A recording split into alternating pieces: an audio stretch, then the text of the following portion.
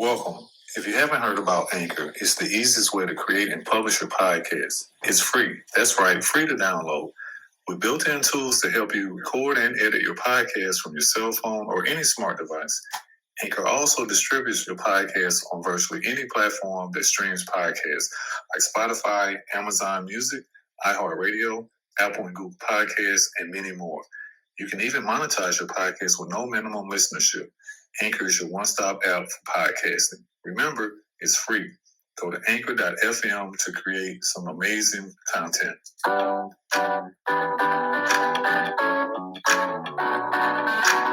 Powered by Riverside.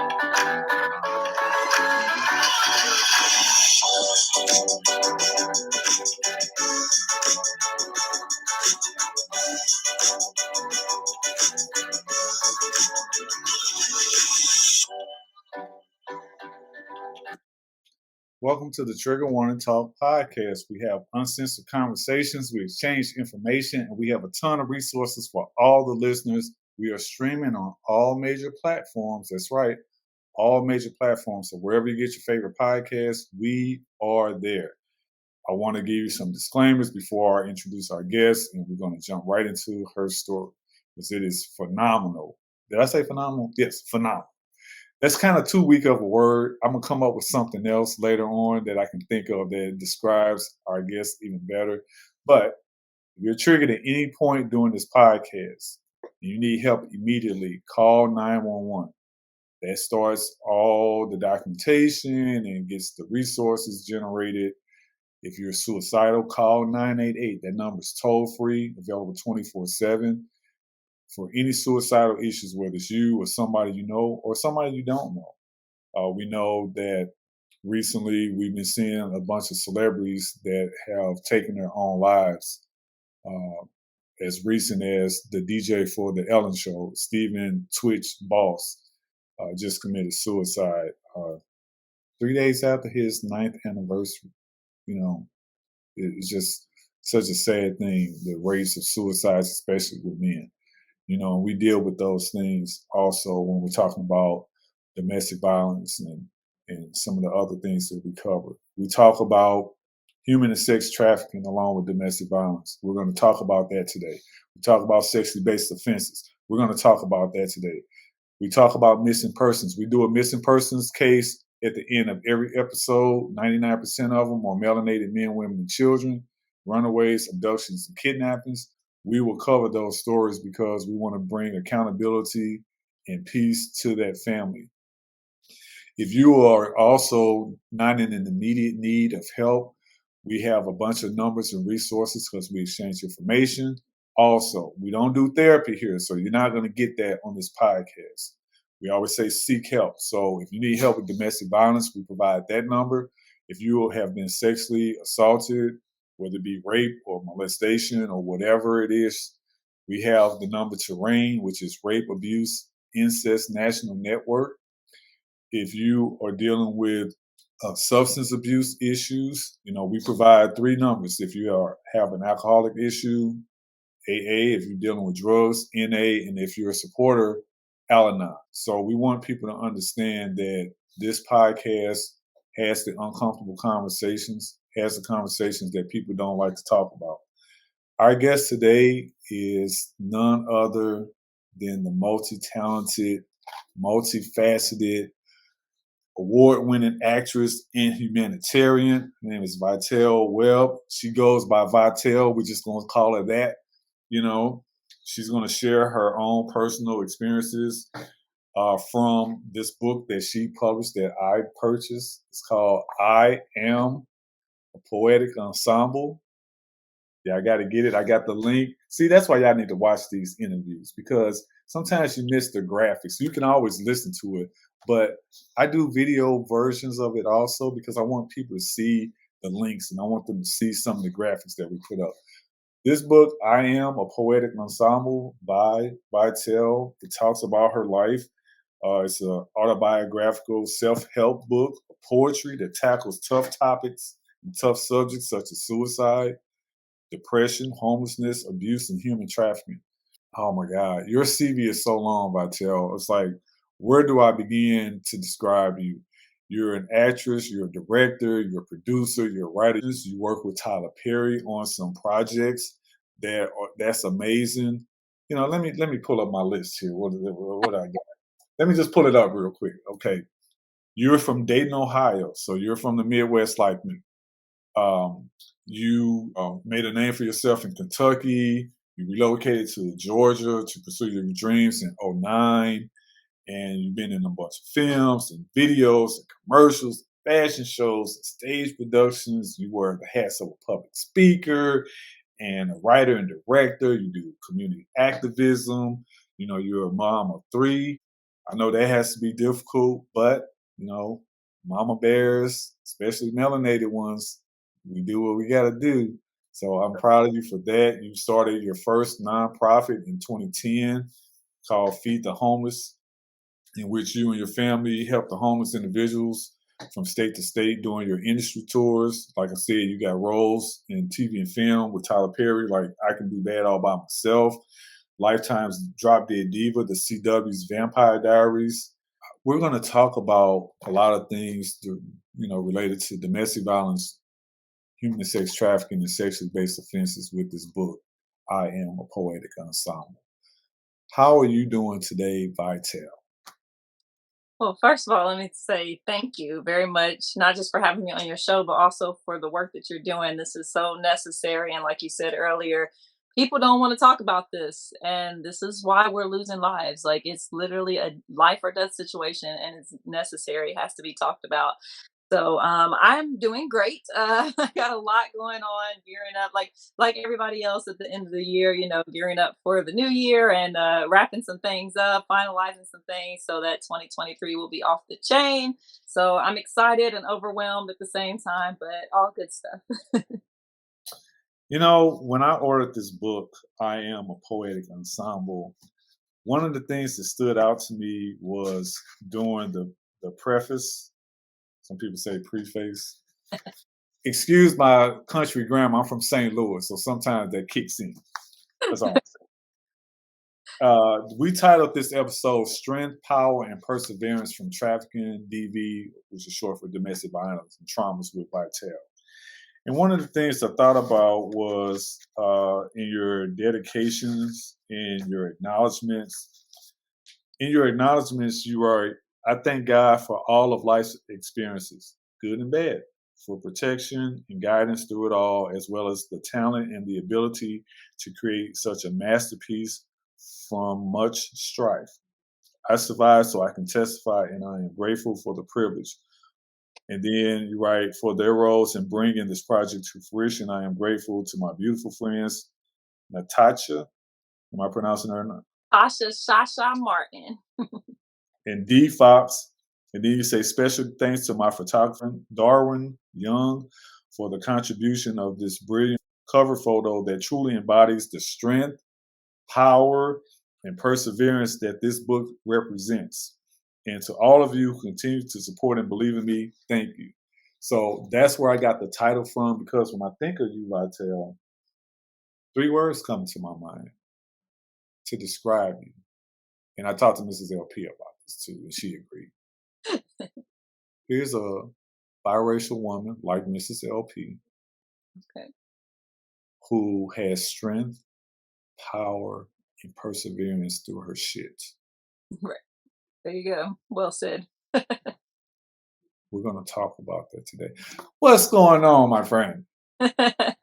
That's right. Very, very well said. I like that. And that's what it's all about for me. Like, if it wasn't for the fact that I could use everything that I've been through to help other people, it's like, it's all in, that's what keeps me going every day. That's what helped me even to heal from and get through the obstacles that I did have to overcome and deal with.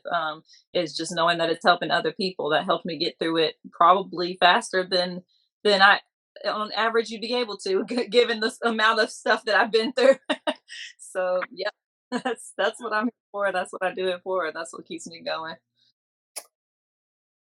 When you were in Dayton, what was life like then? Well, I don't remember because I say I'm from Dayton because I was born there. And that's the one place that I guess, associate with. But I've moved everywhere since then. So I've lived all over the place my entire life, and not by choice at first as a child, but of course now I travel full time, and it's just kind of stuck with me. I consider Atlanta home because that's the place I've resided the longest amount of time, and even when I'm traveling, I come back and forth to Atlanta, so that feels like home base. But yeah, I was born in Ohio, and so I can say I'm from Atlanta by way of Ohio, or is it vice versa? However they say That's that. it. Yeah, yeah. That's it because it's not where you're from, it's where you're at. Right. And how, Michael Jordan, I'm in Charlotte. I'm from St. Louis, Missouri. That's Okay. where I live now in Charlotte. Michael Jordan was born in Brooklyn, New York, but he was raised in Wilmington, North Carolina, which is on the coastal area. And everything about his life outside of when he got drafted by the Bulls, after he finished, he came back to North Carolina. I've never really heard him talk about his life in Brooklyn because he wasn't there that long or whatever, Right. and he claims North Carolina. Right. Exactly. So, when you hear it in his tone and his voice, his speech, all that stuff, whatever, he is a Southern boy, Right. who grew into a great man. But I want to talk about Vitelle. Growing up for you, I thought about one of the chapters in your book, Prisoner of Age 18. But before we get to the 18, I want to talk about the 0 to 18 Okay. years of Vitelle. What was going on in Vitelle's world that Man, you this saw that was traumatic and all of these different things? Because you talk about that even before we get to that part. right. This sounds like my therapy sessions because when I was going through my healing process in therapy, that's how we had to get through it. We had to break it down. So she'd be like, okay, from 0 to 5, what do we remember? From 5 to 10. And we had to break it all down like that because I promise it seems like multiple lifetimes because there's been so much happened in that amount of time. And honestly, I can't really remember much before high school. Mhm. So one of the trauma responses, if anybody doesn't know this, is that you can have memory loss when you've been through a lot of.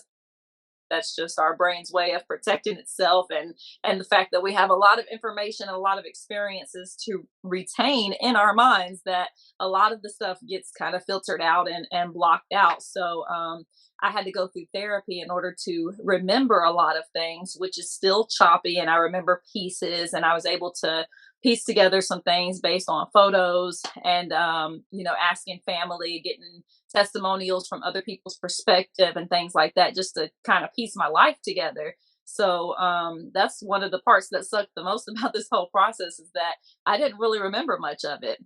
I've always journaled and written in my diary and things like that. So a lot of what you read in this book is actually from journal pieces that I found, and kind of collect them all together and tweak them to make them more current and readable. So yeah, so that's where all this comes from. So I've been writing, and a lot of it I probably wouldn't even remember if I hadn't wrote it down or if I hadn't taken pictures or videos. So that's why even now I'm forever taking pictures and videos and journaling, because I don't want to forget anything else. That's kind of a fear that, what if I forget something else? So yeah, so from 0 to 18, I know that, I experienced some childhood trauma in ways that I wouldn't say I was physically abused any more than anybody else who gets their butt whooped. Um, aside from the times that I got my butt whooped for no reason, or for somebody else doing something that I got my butt whooped for, but other than that, it was mostly a mental abuse. And so being raised by a narcissist, which I did not know at that time that that's what I was experiencing, and I didn't learn until I got older that that's what that was, and it all kind of made sense, and that's what was the first step in my healing process to heal from that type of abuse, was to know what it was. Because when you're raised by a narcissist, whether it's your mother, father, or whoever, you can often blame yourself because you're not understanding why you're feeling these emotions. You just think something's wrong with me, or it's my fault. And so between that and then, growing up in school being my complexion. And I had a culture shock. I went to an all black school for as long as I could remember. I was going to all black schools and I was experiencing hate because of the color of my skin. I was told, that's just jealousy or whatever. And Mhm. then I went to an all white school and I'm thinking, oh, I might fit in a little better then because I guess I look a little more like them. But nope, I experienced racism at that time. So it was like, dang, I don't fit in anywhere. And so it was a very lonely feeling, a lonely experience, and just trying to find my place in the world was very difficult. And I don't feel like I really did until I became an adult. You and Mrs. LP have a lot of similarities because both of you all are biracial. She was put up for adoption at birth. Our connection is she moved to St. Louis for 3 years because her dad, when he was in his 40s, he decided to leave the financial world where he made a name for himself and he wanted to become a minister. And she was adopted by an all white family. Wow. So all of my in-laws are white. And so he went to Eaton Seminary, which is in Webster Groves, which is part of St. Louis County. So that's the St. Louis connection. So she was there from 8th grade to 11th grade. And she said the first time she got called nigger was when he had his first church, because after he graduated from seminary, they moved to Indiana and they lived in pretty much, she said she was the darkest person in the school. And she Wow. said that was the first time as a senior that she was called a nigger. Wow. And even in school, when she was in St. Louis, she said it was that identity crisis, trying to figure out who she was, dealing with the prejudices from the black folks, the jealousy from some of the girls because all of their boyfriends or the boys that they were interested in preferred her because of the light skin or because of the long, pretty hair and all of that stuff or whatever. And she talks about that stuff so much. For you, how did that play a part in your traumas in terms of molding you to be able to face that stuff, not just in school, but in relationships? Um, I mean, like I said, that's really the first trauma I guess that I remember experiencing is that feeling and that colorism is what it's called. So colorism is real, and I'm sorry, my cat really wants to be in the interview. No, it was on my clothes that I just folded up and got on in the. That's a whole nother conversation. We'll talk about it later. So yeah, it definitely molded me in a lot of ways, but and not just that, but also growing up in a household. So my mom's black, that's who raised me, and she was not just black, but very militant black. I come from a long line of Black Panthers, so I am a third generation Black Panther, and so yeah, my mom was very very strong with it, and so and of course I was too because that's how I was being raised. But then to discover that this is half of me, it was almost like the reality for me set in that wow, she kind of hates half of me, and so things started to make sense to me at that time, and the way that I was being treated, it felt like because of that, which it may not have necessarily been, but that's from my perspective at that time, that's what I was dealing with. So so yeah, it just like I said, it took forever to really find my place. I didn't find my place during childhood. I stood out, not just at school but at home too, because I was the only one who had that father in my household. And so all of my siblings are darker than me, and I was the only one that stood out and felt like I was being treated differently. So that definitely shaped and molded me in a lot of ways. Not good. In college, I actually was at the point where I hated white people, not just because of the militant upbringing, but also because um, I felt like it's their fault that I'm like this, I guess is where my Right. mind time. And so it was to the point where I'd be hanging with a group of friends and a white person come in and sit down and I'd pretty much snarl and get up and leave. Like it was that bad. And Oh, people question like, why are you like that? Why are you hating on them? And you look like them and whatever. So but they didn't understand, from my perspective, what that upbringing was like. So that's what molded me even into college to behave that way and basically hate people. I want to move to your adulthood, Mhm. starting at age of 18. In your book, I Am a Poetic Ensemble by Vitelle. I'm just showing the book for those that are watching. I got to watch these interviews. I'm telling y'all be missing stuff. You write, I am no longer bound by his chains, neither will I be bound by his remains. I've finally been set free. I finally get to be me, no longer a prisoner of the age 18. My shackles are broken, my slate wiped clean. Sure, people will continue to talk. They'll continue to call me a hope. But people often talk the most about things that they don't know. You see, I've been to hell and back from 18 to 19. That whole year, each day was another adventure filled with misery, pain, and fear. Of course, I tried to run away. I tried to hide. No matter where I hid, he found me, and he gave me a good reason to cry. I thought I could hide on campus. With security, doors locked tight, I was sure this time I'd win. Little did I know that the ones I called my friends would be the ones to let him in. I was trying to be a hero, protect my family and all. I suppose trying to handle things myself is what led to my downfall. So finally, I went to authorities like I should have done at first, but damn, if they didn't help at all, they only made it worse. I knew what I had to do if I really wanted him to go, but there's so much to the story, still so much that you don't know. I got down on my knees and prayed, Lord, take this cup from me. I'm finally ready to go. I'm ready to be free. Within days, one problem solved, another developing inside. But this one gave me will to live and strength enough to fight. My birthday, what a perfect time to have this weight lifted off my shoulder. No longer a prisoner of the age 18, I was now another year older. I learned so many lessons from one year to the next. I'm so much wiser now. I feel I've passed the test. So gossip if you must, spread rumors if you please. You cannot take this joy I have. My soul is now at ease.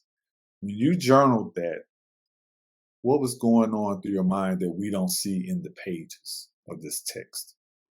So I'm glad you asked because the way that I wrote this book, like I said, it's a lot of journal entries, but even with the poems and the things that I wrote currently, it's very vague and it's meant to not give you every detail of the story, but make it more so that you can relate it to whatever it is that you might be going through.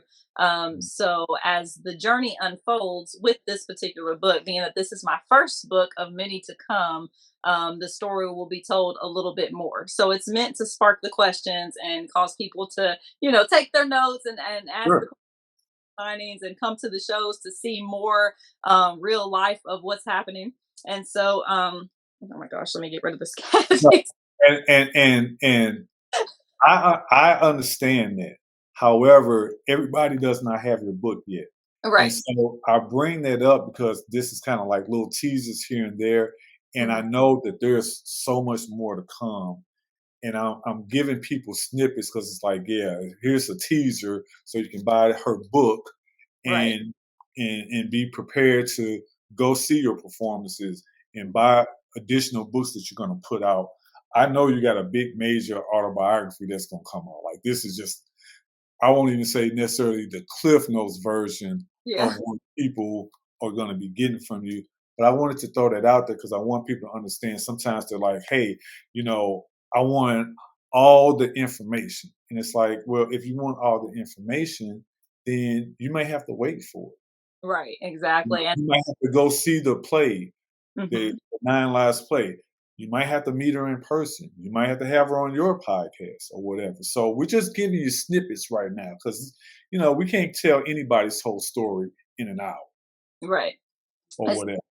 the rest of my lifetime to tell it all. So Absolutely.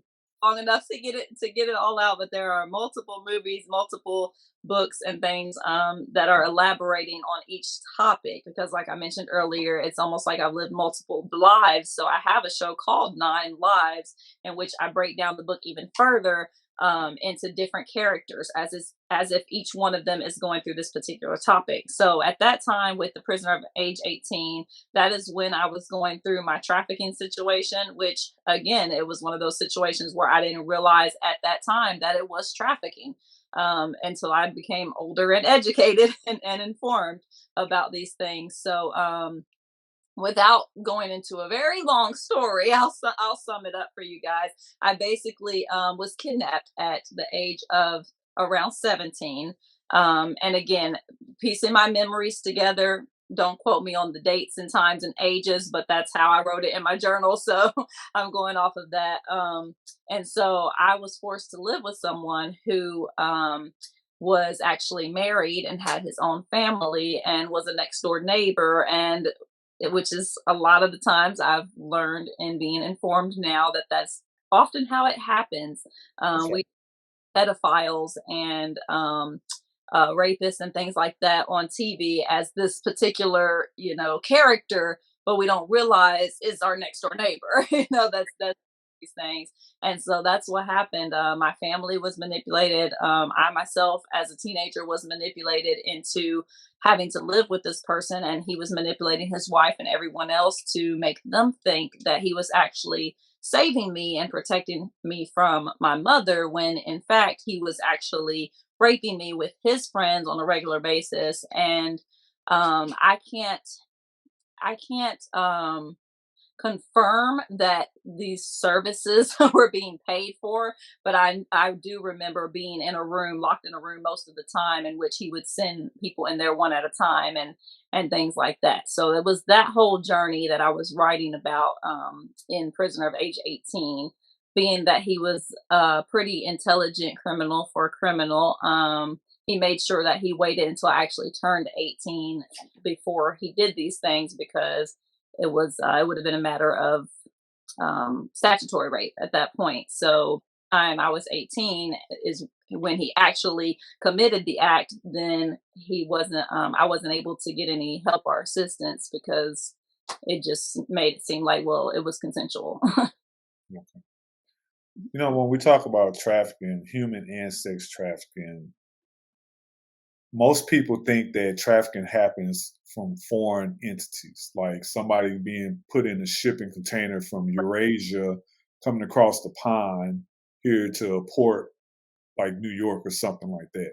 Or they think some people are being dumped in some people moving van or truck crossing the US Mexico border.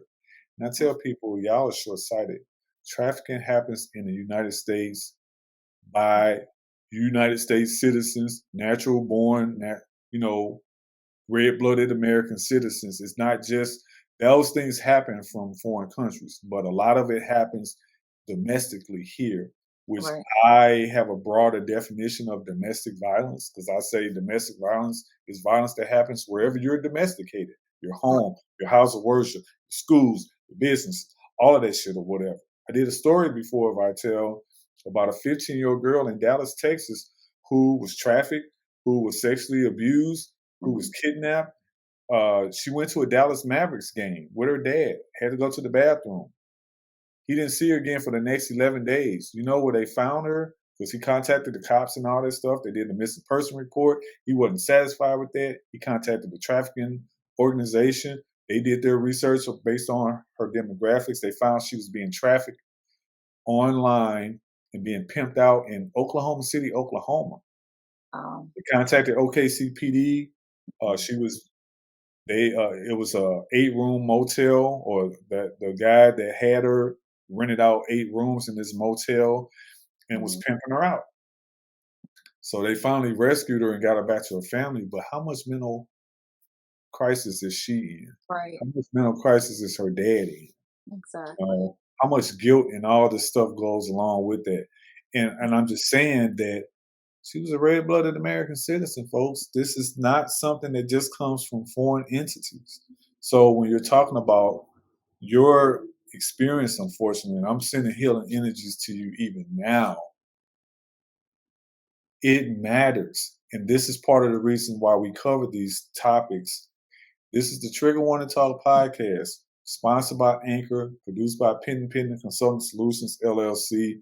It's streaming on all platforms. You can watch these videos on Spotify or our YouTube channel, which is the company name. If you're triggered at any point on this podcast, call 911 if you need help immediately. If you're suicidal, call 988. We have the numbers to the hotlines and websites for domestic violence. If you're sexually abused, Rape, Abuse, Incest National Network. If you have issues with domestic violence, we have that hotline and website. If you're dealing with substance issues, drugs, alcohol, we have AA, NA, and Al-Anon. All of that information is listed in every show note for every episode we do. We're talking with award-winning actress, humanitarian, just anything that you can think of in the field of entertainment, producer, director, writer. She's in front of the camera, she's behind the camera, she's on stage, all of these things. Vitelle. I want to jump to the next question that I have. I call this the meat and potatoes of the podcast. You get out of this trafficking situation. What is your love of entertainment? How did you become an entertainer? Because I've talked to trafficking survivors that said, we make the best entertainers in the world. We got to put on disguises. We got to put on makeup. We got to act. We got to perform. We got to play these roles. Mhm. Did that play a part in you becoming someone who wanted to get in the entertainment field, or did you want to do that prior to being traumatized? No, and it's one of the things that's just always been there. I do remember when I was younger, I would act out with shows. Like I wouldn't just sit there and watch TV. I would insert my own lines here and do the shows with the people. And then it got to the point where I would gather everybody in the neighborhood. I remember gathering all the kids together and basically writing and directing a whole movie. And I would call it playing movies. We didn't play hide and seek, we played movies. And I'd have everybody on board with it to the point where people that didn't know us, people outside of our circle, would think that it was something serious. Like I had people scared sometimes when we do like a vampire movie, and I was a vampire for real. Like, so I'd have people in the neighborhood scared, like telling their parents they don't want to fool with me because I'm a vampire or whatever. But we were playing. I didn't understand that. So that's something that's just always been there. And I think it grew over time. I don't know originally where it started. I do have a piece in the book called The TV, because I remember those moments thinking, I was being neglected, and my mom's paying more attention to this TV than me. So if I was on that TV, then she would see me too. And so I remember those feelings. So I think it was just a combination of everything. And then on top of it, just being a natural born gift that I always remember being there. Obviously, all the experiences in my life, I use them to add to, my acting ability and being Right. able to write, because I can't make this stuff up. Like everything that I write comes from real life experiences, whether it's mine or something I see somebody else going through. So, yeah. One of the things I thought about was the entry that you put about staring down the barrel of a gun. And for those that know about me, I'm a paramedic and a firefighter, and I also teach stop the bleed classes and tactical emergency casualty care. I'm one of the consultants that deal with like active shooter issues and all that stuff. I'm just going to read a portion of this. You said, I stared down the barrel of a gun, but my life didn't flash before my eyes. Instead, I feel with anger. This may come as no surprise. And you quote, go ahead, shoot me so I can beat your ass. I was stopped there because when I read that, I was in tears, laughing my fucking ass off. Because I can visualize you saying that, like, I'm so fed up. You know what? If Right. you gonna shoot me, go ahead. Because Right. even if I die, I'ma still beat your ass before I take my last breath. Exactly. Yeah, that's definitely how it interprets as one of those, I give up moments. It's when you don't even care whether or not you die.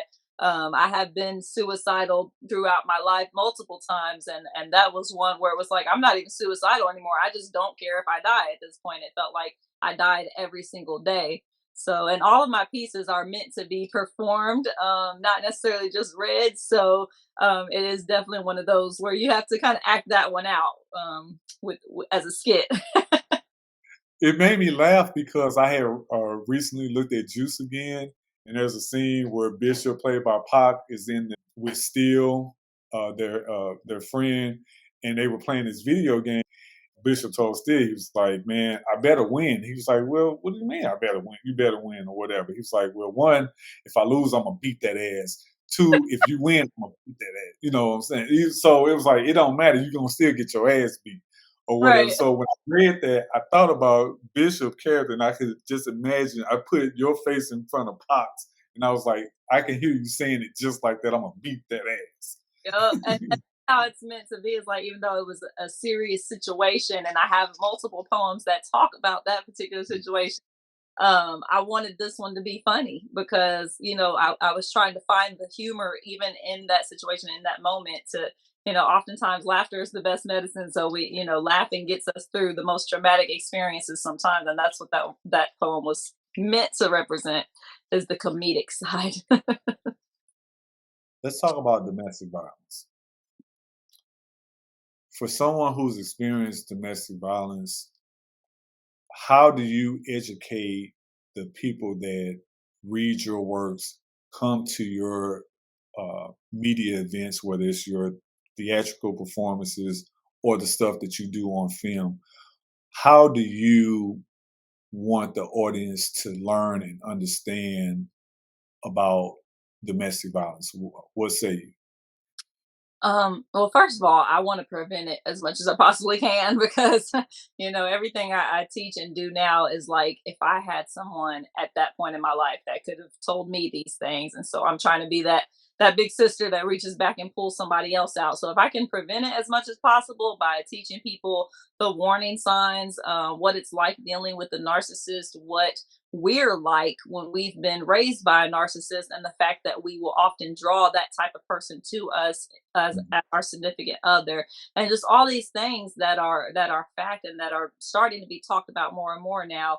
If we inform ourselves, educate ourselves on these things, then a lot of times we're going to prevent falling for the trap, because it's pretty typical, no matter what race you're in or who you are, that the signs are usually there before you end up in that situation. So that's my main goal, is to, if I can prevent it. And obviously if someone's already in it, I'd like to help them get out of it and then prevent it from happening again, because it can be a never ending cycle. Once we're in it, that we just, we meet somebody new and then they seem so different and we don't see these particular warning signs. So we think we're good. And then we didn't look for that one though. So now it's the same thing over and over again. So.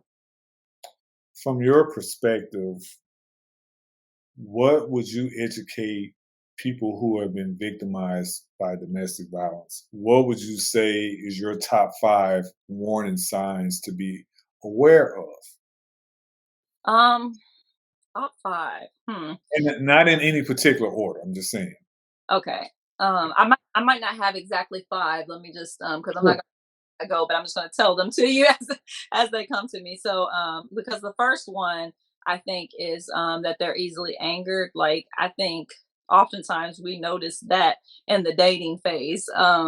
Because if something, as you're going through life, there's going to be a day when something's not going your way, whether it's something that you're saying that they don't like or something that they're just experiencing that they're not happy with. Like, how do they respond to that? So just paying to how people respond, if they're quick to anger or if they handle situations well and things like that. Like their emotions and how they handle them is the number one thing that I would look for, or that I look for now that I didn't know then, and I would tell somebody else, make sure you look for that, because we're all emotional human beings, and things are going to happen that we don't want to handle that well, or that we don't feel that good about, but how we handle it matters. And if they're easily angered by their tire busted and they're flipping out and punching out the window, then that's a problem, because then they're probably going to do that to you too. I've been in situations where it didn't start off violent, but I could tell, because by that time I knew, I was like, "Oh, I know exactly what this is." And I drug it out as long as possible. And I knew that every single time something happened that wasn't what he wanted, then it would escalate more and more each time. So it went from yelling and arguing all the time to now I'm throwing things through the wall, and now all of these things. And then I'm like, it is only a matter of time before whatever gets hit next is going to be my face, more than likely. And that's exactly how it escalated. So I learned through that whole relationship, like, just paying attention and watching that process happen, it was happening exactly how I knew it would. And so I'm like, I can't let this happen again, you know?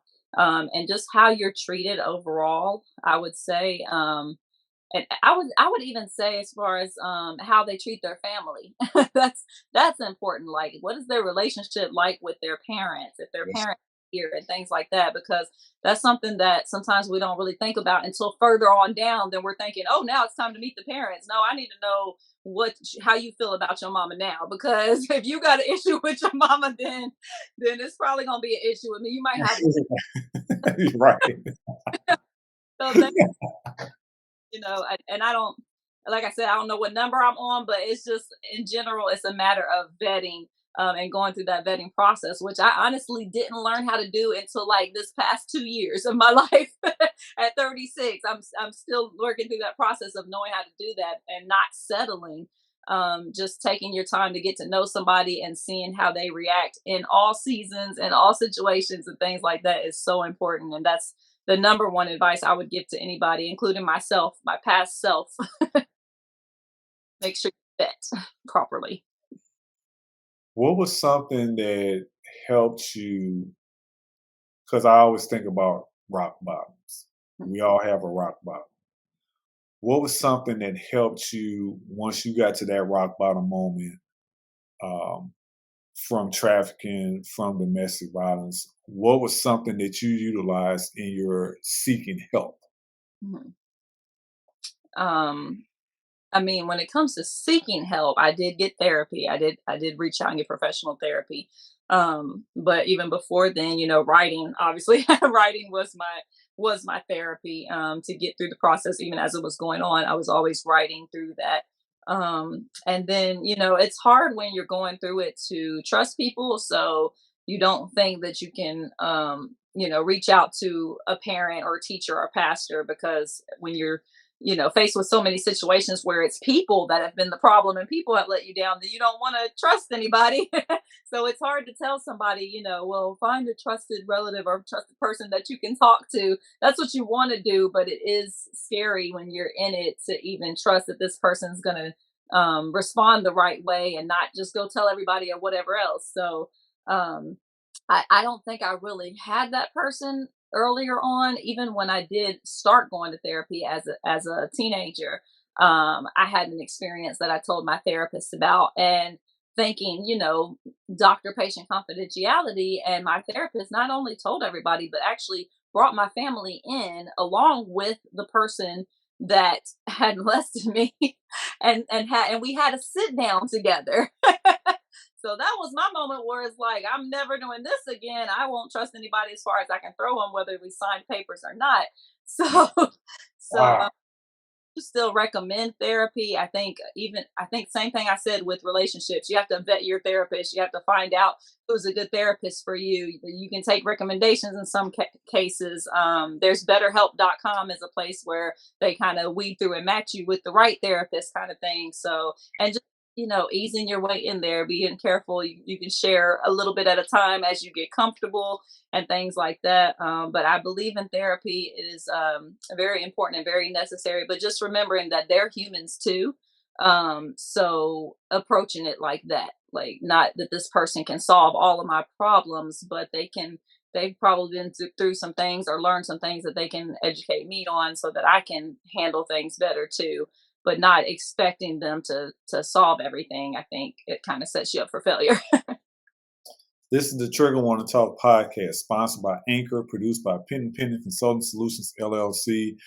We're talking about domestic violence. We're talking about trafficking. We're talking about traumas with Vitelle. And one of the things that I wanted to ask you is, when it comes to children, because you have 3 children, what is the conversation like with your children about trafficking and domestic violence and traumas as it relates to your personal story, or just someone who is an advocate who raises awareness about these issues?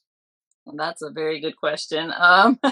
So the conversation has been happening with my kids for a very long time, depending on their age and their ability to comprehend. I'll say, is how I've ease that conversation on a little bit at a time. So I do have 2 teenage boys now.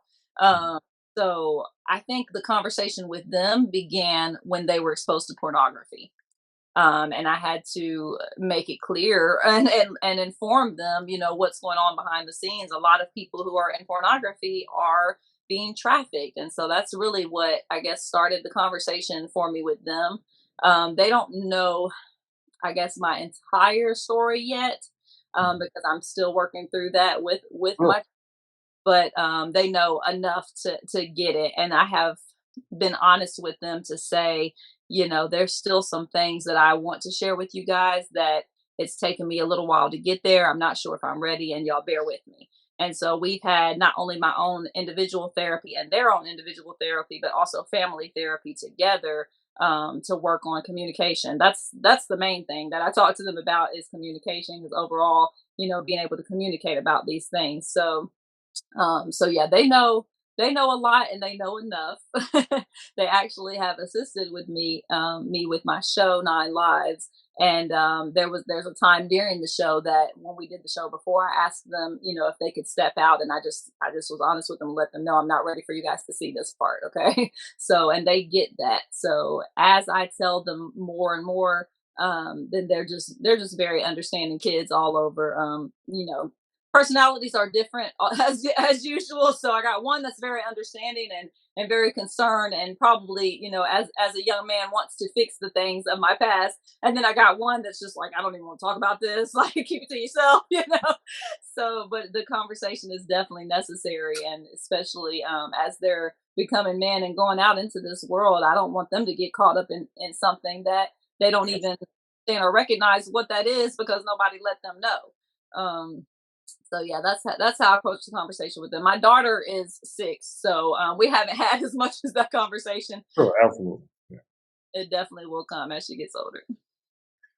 The reason that I asked that question is because a lot of times we don't want to have the blunt, honest conversations with our children when it comes to traumas that we've experienced from the hands of other people, especially if they're that other person that traumatized you was a relative, Right. is a relative, you know, uh, or it may be an age appropriate conversation, as like you said with your daughter, she's 6, so we're not going to have that conversation yet, but we do talk about, hey, this is your body, here's where you should not be touched by anybody, and here's what you do if somebody does touch you inappropriately in that area. We kind of start from that point. But even then, I know people that don't even have that conversation with their kids, Yeah. especially their sons, because a lot of times, like you said, you started having this conversation with them because they were exposed to pornography. And, you know, it's just a curiosity thing initially. I was talking to a group yesterday in Clubhouse, and we talked about how technology is being utilized with trafficking, with Right. porn and all that stuff or whatever, because they'll use uh, apps like Twitch or Discord. They will use um, the online games to catfish. And there was a thing that's going around where, these kids are getting catfished by these adults acting like other kids, and they're getting them to post, you know, photos of themselves in the nude, and then they'll come out and say, hey, now we want to blackmail you and your parents for Hmm. money and all this stuff or whatever. And the law enforcement is all over that, but it's still happening. So I'm glad when you talked about having these discussions with your kids, because one of the things that I say to people is, if your kid is in their room all fucking day long on their smart device and you're in some other part of the house, you don't know what they're being exposed to. You just think that they're jamming, and they might be, but they also could be, they think they're talking to another young girl or another boy or whatever they gender identify as and whatever they're attracted to. Hmm. They could be getting catfished. Right. They could be getting ready to be blackmailed and all this stuff. How do you know that they're not watching pornography and that porn stuff that they're looking at is abusive stuff? It's Right. stuff that is child pornography. That can get your door kicked in. Right. You Yeah. know. huge advocate on having parent safe apps on your phones, like the parental advisory controls and things like that. That's Um, right. my kids did not, I did not let them do social media at all until recently. My kids are about to be 16 and 17, and they're just now, like my oldest son, because we talk about communication, he came to me and was like, hey, all my friends at school, because they're in public school now, long story, I used to homeschool, but they're going to public school now, and it's like, oh, all my friends are on Instagram and this is what I would like to do. So he came and asked me for permission and showed me, this is what he's going to do, and he's going to be responsible and this and this and that. So Cool. now, because he was mature enough to come and have that conversation, I'm like, okay, I feel like you can handle your own on this and be able to allow them to do that. So, but I mean, at 16 and 17, they're just now starting to ease into social media slowly, as I see how it affects their behaviors and things like that, just being paying attention as a parent. But I think parents so much want to be their kids' friends, and so they get them the smartphones at the age of 5,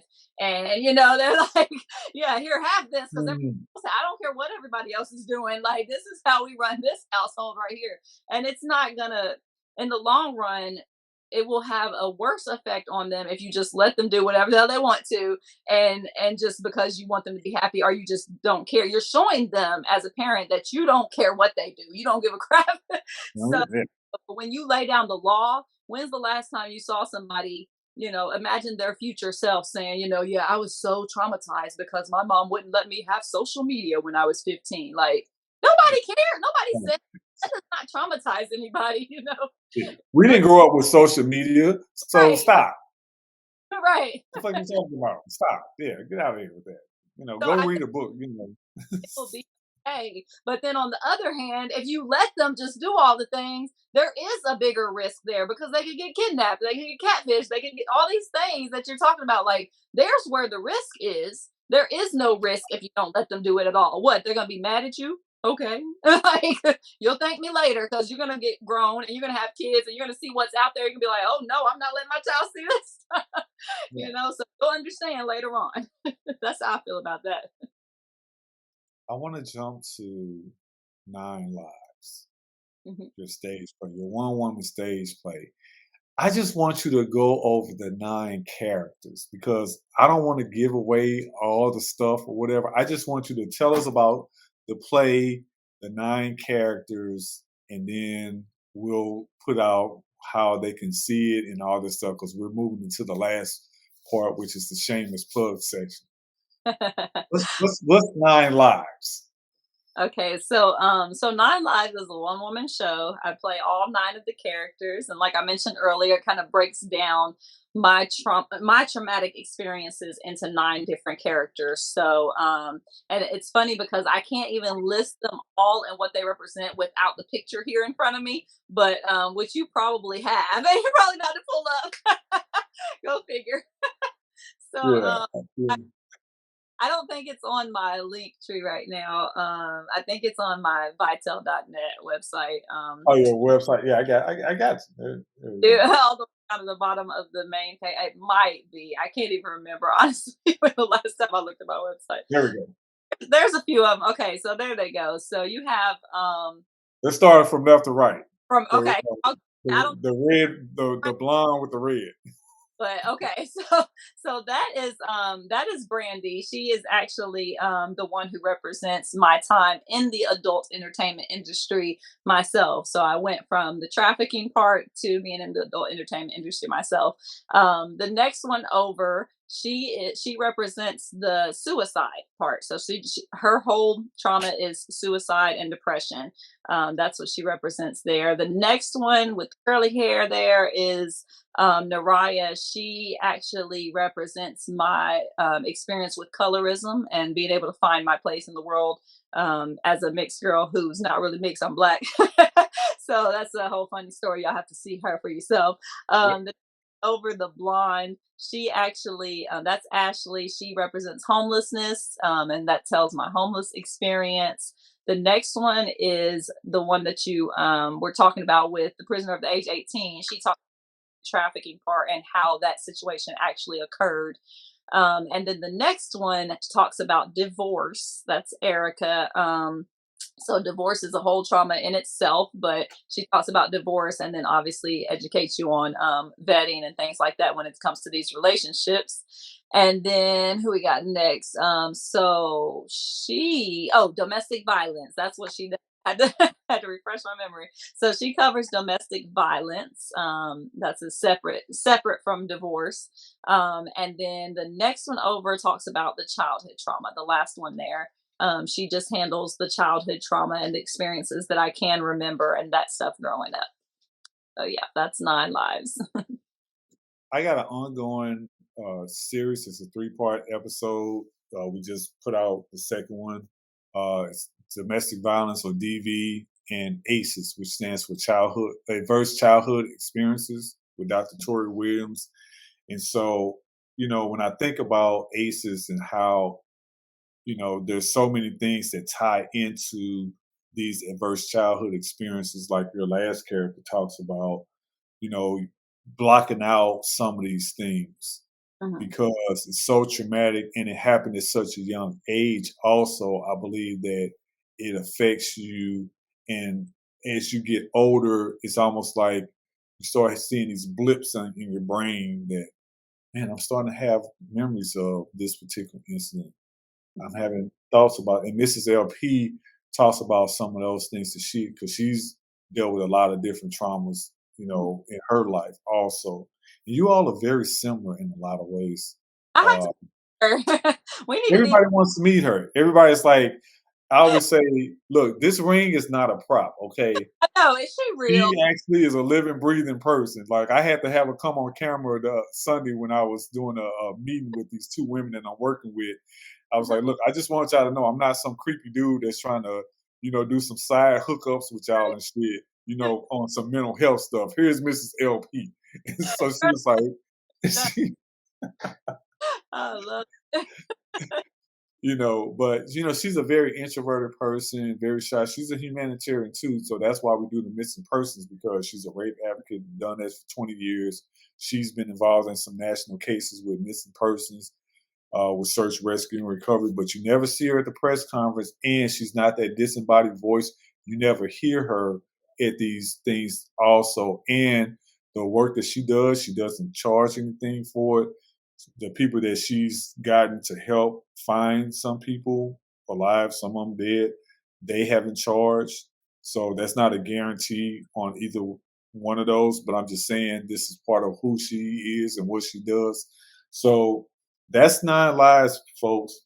Um, when you got into film and television, tell us about meeting Mr. Tyler Perry.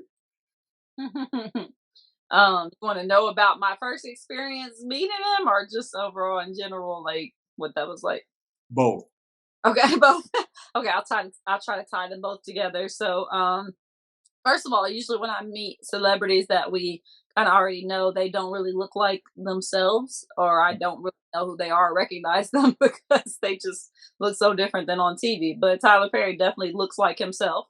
As soon as he walked in the room, he not only was super tall, taller than everybody else in there, but also demanded the presence of the room. So you could tell he was the one in charge. And so it was fun working with him. He has that ability that I have, that I often have a difficult time explaining to people how to, be able to, there's an appropriate time to be funny and be, fun by so happy.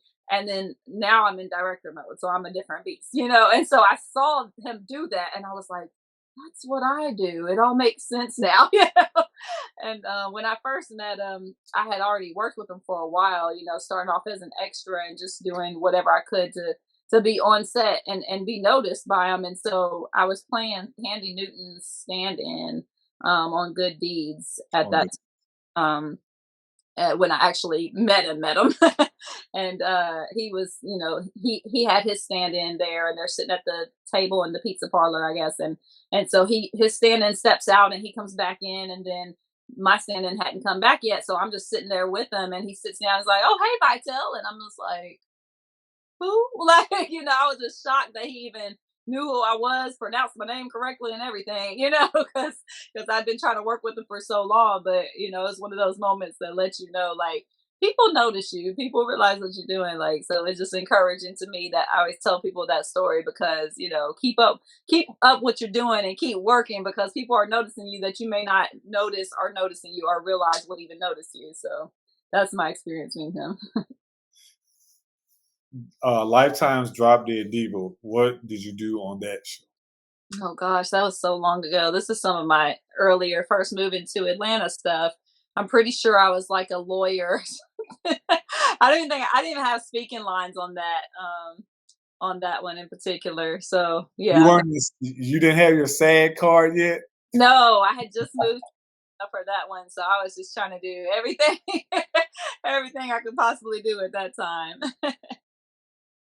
The CW's Vampire Diaries.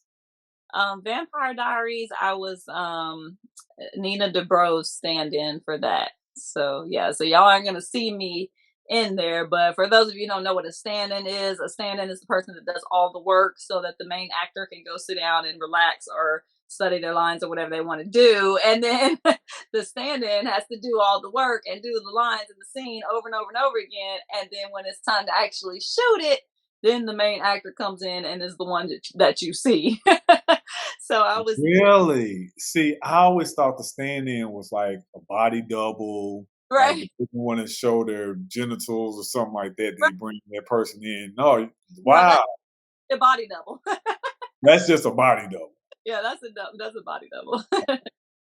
Yes, Uh, got a little more work involved, but they never get actually seen on the film, and which I'm that's because I'm like your wife. Like if it was up to me, I would be behind the scenes all the time. I'm an introvert. I don't like to be seen. I just like to do the work. But unfortunately, I end up getting out there. You know, I end up out there all the time. So I just got to roll with it. what made you really want to be a writer, whether it's behind the camera or in print. I mean, I kind of was always creative, so I was always writing and doing something. But then, like I mentioned, that going through the traumatic experiences are what caused me to go ahead and start writing. It was therapeutic for me. So, you know, being able to jot my creativity down on paper, you know, that was how I got through life. So, and then to this day, it's like if I don't share my story, then what was it all for? So now that's what I write. I write based off my own experiences and my own story. One of your entries in I Am a Poetic Ensemble says, for the money. Wrote down a verse, no need to rehearse. I know what it's like. I've been in this fight. I hustled real hard, had to give it to God. I gave up the bad to get what He had. I was embarrassed. I was ashamed. I needed an out and someone to blame. Ain't trying to be greedy. Ain't trying to get rich. Just provide so my family won't live in the ditch. You see, I was homeless and lost everything. So I know what it's like to be desperate and chains. LP, Feeling, I got to stop you for a second because this one in particular yeah. is killing me. Oh, yeah, I was going to stop, but yeah, go ahead. So this one is actually a rap. So you want me to It- do it? no, yeah, because I was like, that sounds like a rap, but I didn't really. That's why I was like, is she like rhyming or is just? So go ahead. Yeah, go ahead. Like I mentioned, you'll notice the poems in my book that they're not just poems; they're meant to be performed. So a lot of them are written Yes. differently. This one in particular is a rap, so I'm going to share that with y'all. Let me catch my breath. Wrote me a verse, no need to rehearse. I know what it's like. I've been in this fight. I hustled real hard, had to give it to God. I gave up the bad to get what He had. I was embarrassed and I was ashamed. I needed an out and someone to blame. Ain't trying to be greedy, ain't trying to get rich to divide so my family won't live in a ditch. You see, I was homeless and lost everything, so I know what it's like to be desperate and change, feeling worthless and bondage, determined to change generational curses. I break every chain. Like you, I justified it. Where is the sin? Who am I hurting again and again? I suffered within, passed down to my kin. I spent all my life trying to break generational curses of poverty, sickness, and death. Didn't like who I saw in the mirror, the role that I played. I wouldn't wish it on nobody else. Identity faded, but I was created for greater purpose. They said, who she thinks she is? I'm not better than y'all, but I'm better than this. Look, I'm sorry if my testimony hit a sore spot for you, but somebody's asking, Lord, what must I do? I did it for the money, some just do it for attention. And people may judge me for telling my business, but many relate. Can I get a witness? Let them without sin cast the first stone. I'm trying to let you know you're not alone. To God be the glory, for he rescued me. The person I was, I will no longer be. And that's that piece. Y'all got to get this book. I'm telling you, when you read it, is journal entries, is poetry, is rhyme, is stories, is her truth, is her facts, and this is just the tip of the iceberg, folks. She got so much more to come. You know, Vitelle, when I think about families and structures, I think about when I grew up in a single parent household, just me and my mom, and then my aunt, who's 4 years my senior, came to live with us when I was 12. I think about the struggles that mom had to deal with. I think about when we moved into the projects when I was a teenager. I think about the sacrifices that she made. I think about her getting her college degree. I think about her instilling reading and love and uh, she bought me my first Atari 2600, which made me fall in love with technology. So I'm a nerd by just that from that moment from 82, because before I got in EMS at 37, I was in IT. And, when I think about parents who deal with some of these issues like domestic violence, I think about a boyfriend that my mom had that was physically abusive. You know, at one point, he tried to kill my aunt who was defending my mom and me in a domestic violence attack. I think about the struggles that she had as someone who, we were impoverished. I think about how, she had jobs that were paying menial so she can stay on Medicaid to help me get the surgeries that I needed because I had a bacterial infection that affected my nasal passages and caused some scarring and stuff. And so I had to get all these plastic surgeries and different things like that. I think about all of those sacrifices and I say, man, what if she went through some trafficking stuff? What if she had been sexually offended? How different would our life be? You know what I mean? And having you come and tell your story, whether it's in print, it's on the stage, it's on film, it matters. And that's why I wanted to have you come on to the Trigger Warning Talk podcast, because I know as a parent, you can't protect your kids from every single trauma that they may hear about, may find out about, or may go through themselves. And sometimes as family members, like you were saying, how can I go to my family and let them know that I need help because I'm being victimized when they're the ones that are victimizing me? Right. What do you do? Right. Who do you call? It's just like the comedian T.K. Kirkland. He has this funny thing. He says, "Who raised you?" When you're talking to your kids and you're having these blunt conversations with them, and when you're talking to the audience and you're telling them about porn and suicide and colorism and homelessness and trafficking and divorce and DV and childhood traumas, Right. how do you not break down during your performances? Like, that's some acting, but damn, you're a human. How Yeah. do you do it? I mean, first of all, I allow myself to feel the things when I'm performing live because I know that that's important. That's what sets, I guess, my performance apart from many others, is because I'm almost allowing myself to relive it for a moment. Not for me, like it's not triggering for me anymore because I'm so disconnected from it and healing so much. But the fact that I know someone in this audience is still going through this, then that's what I do it for. So I have to allow myself to feel what they're feeling and just empathize with them and connect with the audience on that level.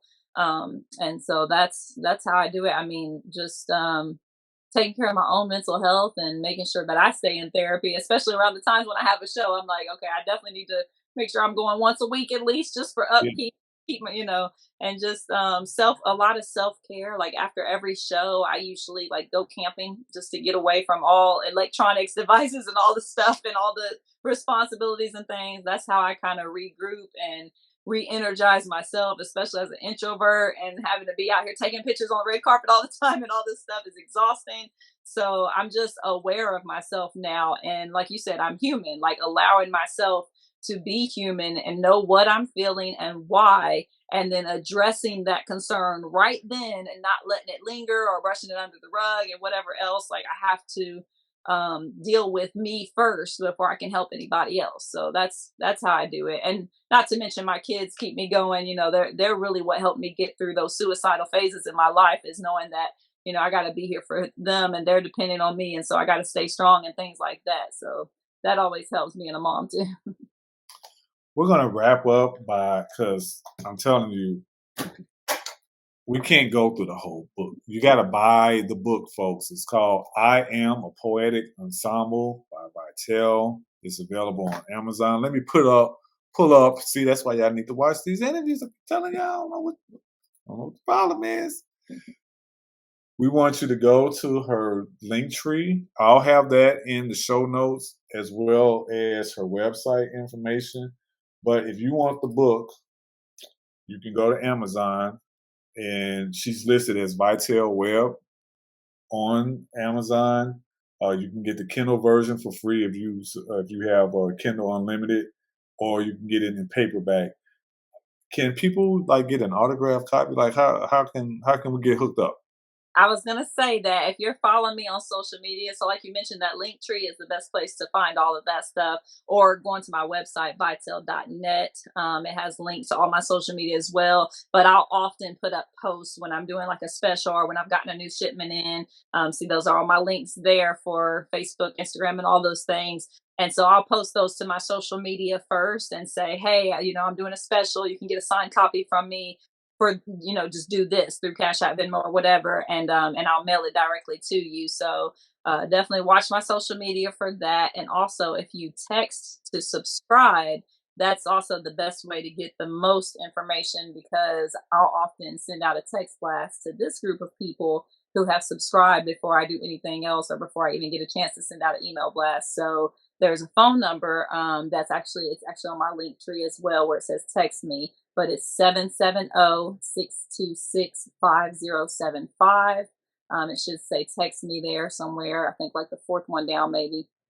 And so if you text that number, then you join my community. Yep, that's it right there.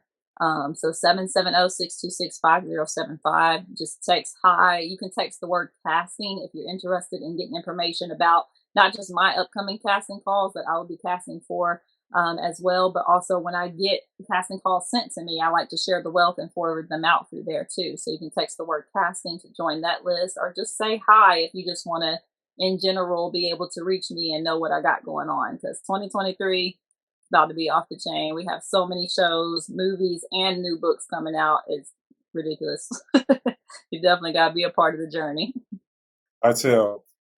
I really was beside myself because I missed your performance on the 29th and the 30th of October in Atlanta, as well as when you came to Charleston. Mhm. Because I'm in Charlotte, so they're only a few hours away from me or whatever. Right. And I was like, oh my God. That's, because I didn't know about you until like maybe the week before with Right. my, because, you work with my work partner, one of them, Coach K, Kim Renee, Right. Hobbs and stuff. And she was like, you heard about it? I was like, by who? You know, and she was like, Vitelle. I was like, nah, who's that? And she was telling me, and I was like, and so I went to your social media, and I was like, oh snap. I ain't gonna be able to go to either one, just because of the scheduling thing. If I had known like maybe a week before that Right. conversation, I would have been able to come. I'm gonna post your Linktree information Mhm. that has access to all of your links, your social media, your website, all of this stuff. to the show notes for this particular episode because you have so much information out there and it's amazing. I got one final question for you before we go to the missing persons case. And you don't have to stay on for this part because I'm just going to read and show the flyer on that. Okay. If you could write a letter or an email to little Vitelle, whatever age, little bitty Vitelle, what would you say? I would remind myself that I don't want to sound like the old church lady, but trouble don't last always. That's what's come. The first thing that comes to my mind is that it's temporary. Childhood is temporary. Find the good in it and try to focus on that. The bad will pass. The bad emotions, the bad people, these things, that you will get through them, and it's all temporary. And you just got to find your happy place throughout it because as long as you're still alive and still here, there's always a silver lining. And eventually, things are going to turn around for your good and you're going to do some great things because of the things that you're enduring at this point in time. So that's what I would say to myself. Child Baylor, I want you to stand up, do a curtain call. Let me give you a strange. Thank you so much. I love the rap performance. I appreciate that. I got to do it. I got to post a clip of that. I'm telling you, me and Mrs. LP love your reels. Oh my God, the reel that you did where you were talking about the baby daddy and the McDonald's. Right. Yeah, definitely more of those to come. I'm trying to be consistent and post today on TikTok. Your facial expressions, that's the shit that had me rolling because you get so into it. And if y'all ain't following her in these reels, oh my God, I'm telling you, I can't wait for your Oscar winning performances, your Hollywood star on the star on the Hollywood Walk of Fame, all of that shit. Because you are a badass on so levels. And I thank you for joining the Trigger Warning Talk podcast. I can't wait to put your episode out. I believe we're going to put it out in January 2023, probably that fourth Thursday of January 2023.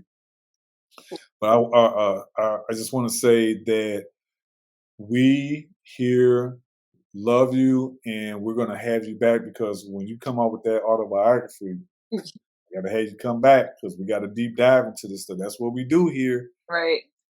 And so, the next chance to see 9 Lives.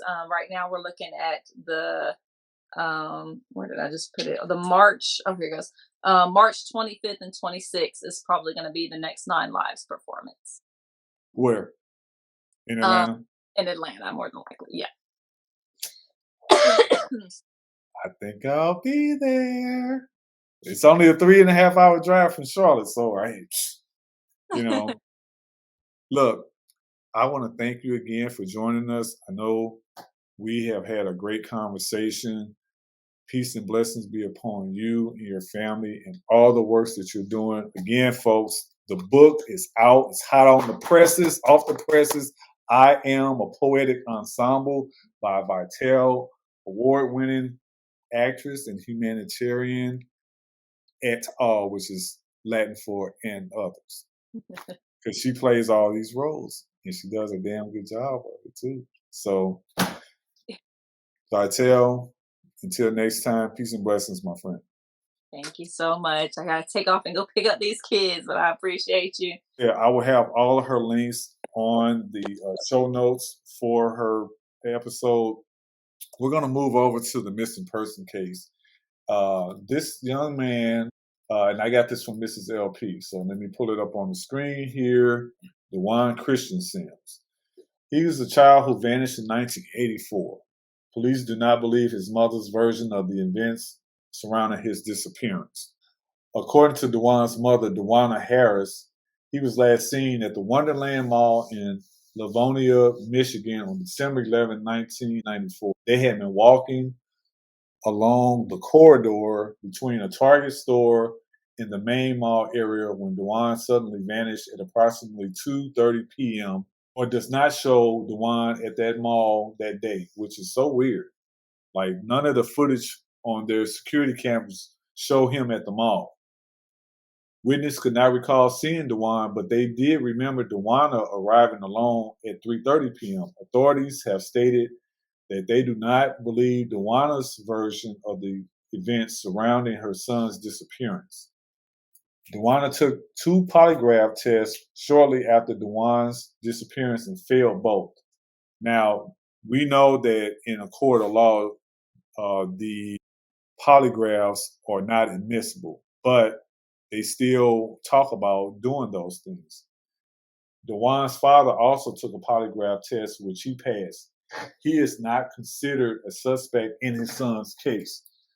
Dewana has always maintained her innocence in Dewan's case, and in 1995, she said she was in therapy to deal with his disappearance. Dewana passed away in 2020.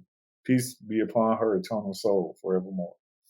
There was speculation that Dewan was Dennis, an unidentified decedent from Georgia. Dewan was ruled out as that decedent in 2003.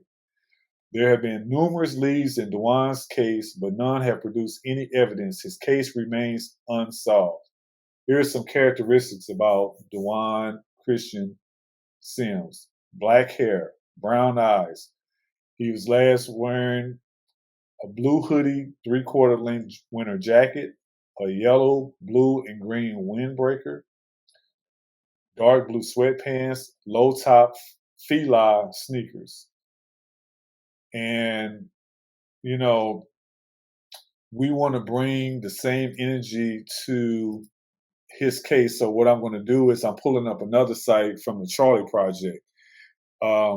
Again, missing since December 11, 94, missing from Livonia, Michigan. Endangered missing is the classification. Black male, born October 29, 1990. So he'd be 32 years old, folks, right now. He was 4 at the time. He was 3 foot, 50 pounds at that time. His first name may be spelled D-W-A-N. There's an age progression photos to the age of 24 on the charlieproject.org site. So I'm going to list both of these links in the show notes, one from the int-missing.fandom.com site through Wikipedia, and then the other site, which is the Charlie Project, and that's charlieproject.org. If you have any information about the whereabouts about Dewan Sims, contact the Livonia Police Department, and that's Livonia, Livonia, Michigan Police Department, 313. So this is near Detroit, Michigan. 313-421-1920. Again, any information about Dewan Christian Sims' whereabouts, good, bad, ugly, or indifferent, contact the Livonia Police Department, 313-421-1920. As always, live in awareness. We want you to maintain situational awareness, take a first aid, CPR, stop the bleed class, learn the concept of run, hide, fight when it regards to these active violent incidents, these violent critical incidents like active shooter stuff. For the Trigger Warning Talk podcast, thank you so much for all those that are viewing this podcast. LP out.